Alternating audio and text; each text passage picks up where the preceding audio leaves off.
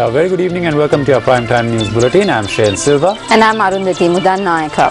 At least 80 people have been killed and many more feared trapped after an 8-story building collapsed on the outskirts of the Bangladeshi capital, Dhaka. We have a comprehensive report on this story later on in the news. But before that, here's a look at the stories making headlines tonight.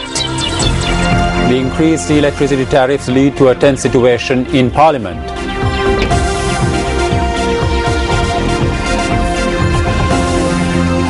Former Minister of Power and Energy Champik Ranawaka says that he did not propose for an increase in electricity tariffs.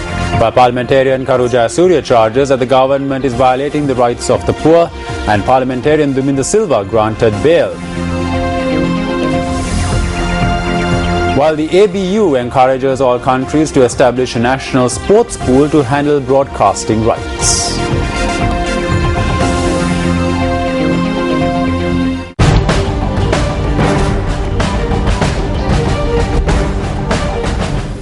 A group of students from the Roman Catholic College in Seeduwa met with President Mahinda Rajapaksa at Temple Trees yesterday. During the visit, a child who suffers from a certain illness caught the attention of the president. According to the presidential media unit, the president had instructed for special medical care to be provided to the child. President Rajapaksa also presented a wheelchair for the child. Yesterday, President Mahinda Rajapaksa attended a special screening of Siri Parakum, a film directed by Dr. Somaratna Disanayaka. A tense situation arose in Parliament today when the amendments to the electricity tariffs were discussed. The former Minister of Power and Energy, Patali Champika Ranawaka, has issued this document today bearing his signature.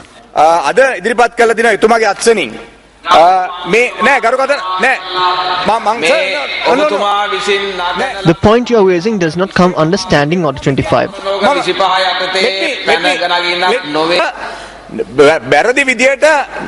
The new minister has made a misleading statement.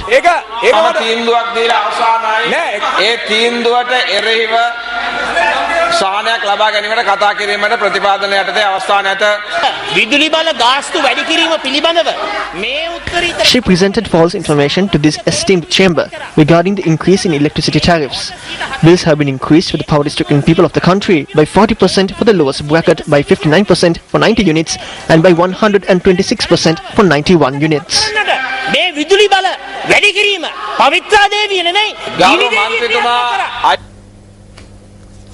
Later on during parliamentary proceedings, several MPs entered the well of the chamber carrying candles as a mark of protest against the increase in electricity tariffs.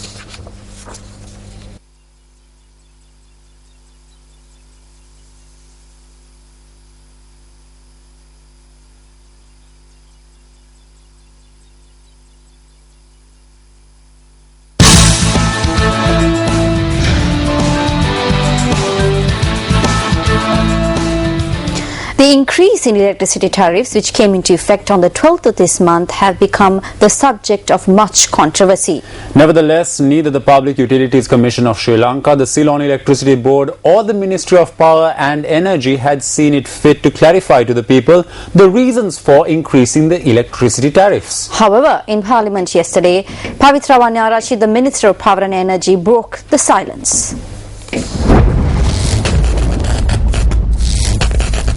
The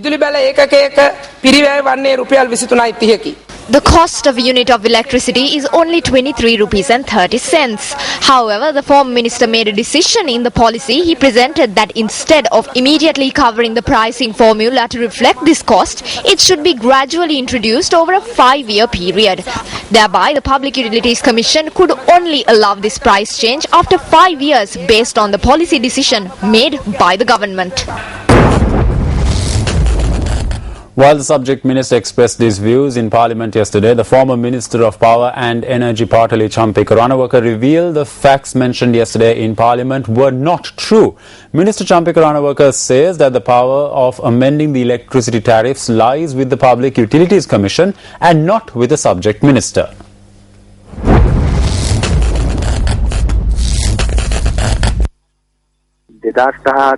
විදුලි බල ආය ක්‍රමය සංශෝධනය පිළිබඳව If you consider the Act, the Minister has no say in the revision of electricity tariffs. It is being done by the Public Utilities Commission. On the 21st of January, the Ministry of Finance forwarded a proposal to revise the electricity tariffs. However, we rejected this based on a number of issues. We informed the President through a letter as well. The tariff system which was proposed goes against the norms of power generation, conservation, and from the angle of the people's economic condition, it is wrong to implement such a system. I made my views known to the public. Another tariff system was not proposed as long as I was the Minister of Power. Statements made that I was involved in the new tariff system or that I had submitted cabinet papers in this regard is false.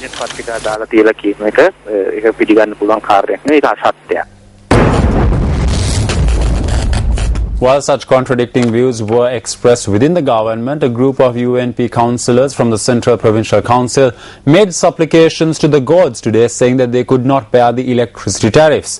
This ritual was performed at the Sri Muttumari Amman Kovil in Kandy.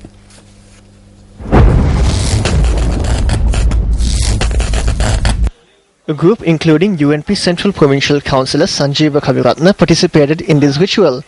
They voiced their protest against the Public Utilities Commission of Sri Lanka for granting approval for the increase in electricity tariffs.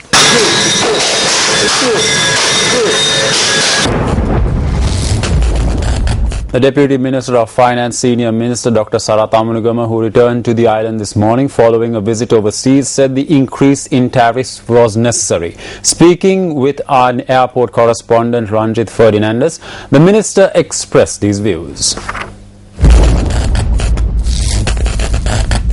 Whereas 65% of the country had access to electricity in the past, now 95% has electricity. The whole country has electricity. Now the demand for electricity is extremely high and it cannot be borne. What would have happened through this is that bank funds would have had to be allocated for this and the work of banks would have been compromised. Through this new decision, we will all have to make sacrifices. Not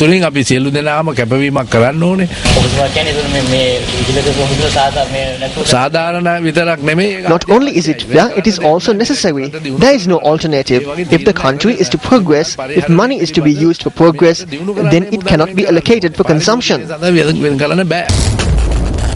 Representatives of political parties and trade unions took to the streets today, saying the increase in tariffs is unfair.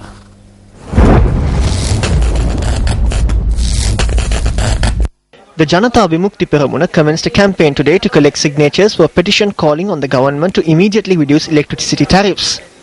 The main event was held near the Fort Railway Station in Colombo.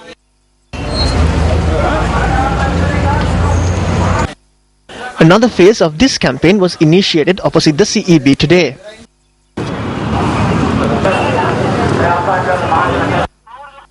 Yet another phase of this campaign was initiated at the clock tower opposite the Sri Lanka Ports Authority.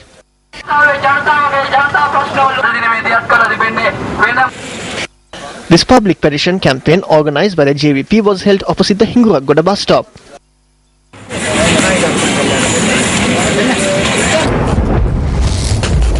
As these campaigners point out, is it impossible to provide the people affected by the tariff revision with some sort of relief? Recently, journalists questioned Cabinet spokesperson Minister Keheliya Ramukwella regarding this.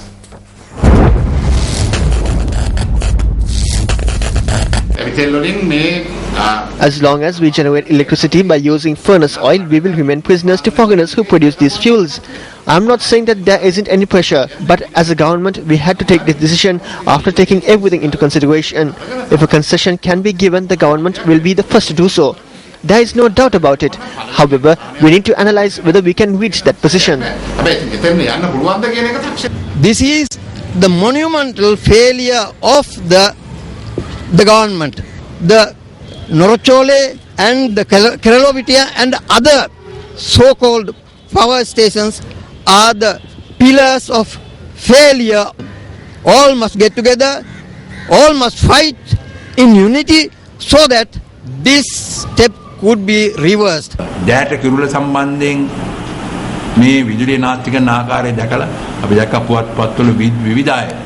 We saw how, with regard to the Data Kirula exhibition, various persons expressed views to the media regarding the wastage of electricity. How much electricity was wasted for the motor races that were held recently with Lamborghinis being brought down? Instead of granting the rights of the poverty-stricken people, why are they providing these unnecessary facilities?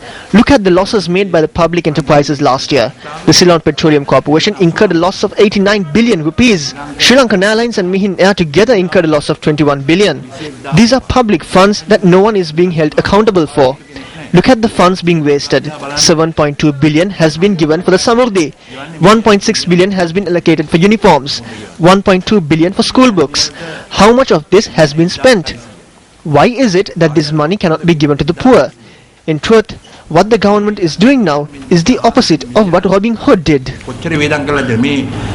මේ මුදල් ඇයි මේ දුප්පත් මිනිස්සුන්ට දෙන්න බැරි? ඇත්තම කියනවා රජයේ මෙතෙන්දි කරන්නේ Robin. Meanwhile, Cabinet spokesperson Minister Kehelia Ramokwala said the decision to increase electricity tariffs was a collective decision arrived at by the government.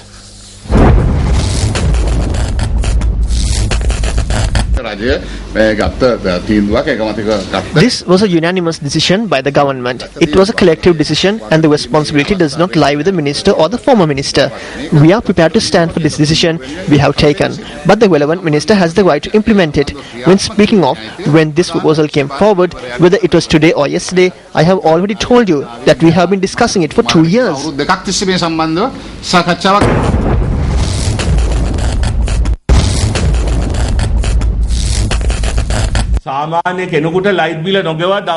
This government will not leave an ordinary person alone for even one day if they fail to pay the electricity bill. However, on the other hand, no matter how much electricity they consume, government ministers only pay 2,000 rupees.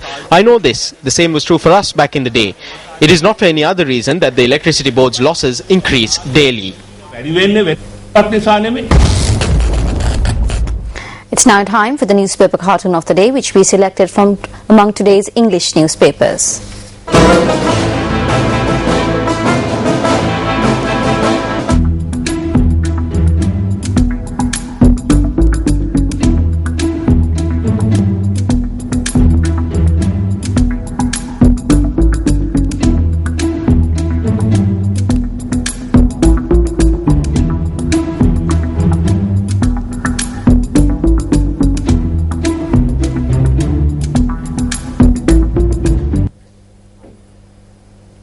Is Sri Lanka's foreign policy in need of change? My treatment for US-Sri Lanka relationship is engage directly out of Washington and out of Colombo. We don't want third-party relationships when it comes to Sri Lanka-US relationship. Stay tuned for more of the views expressed by the former Minister of External Affairs.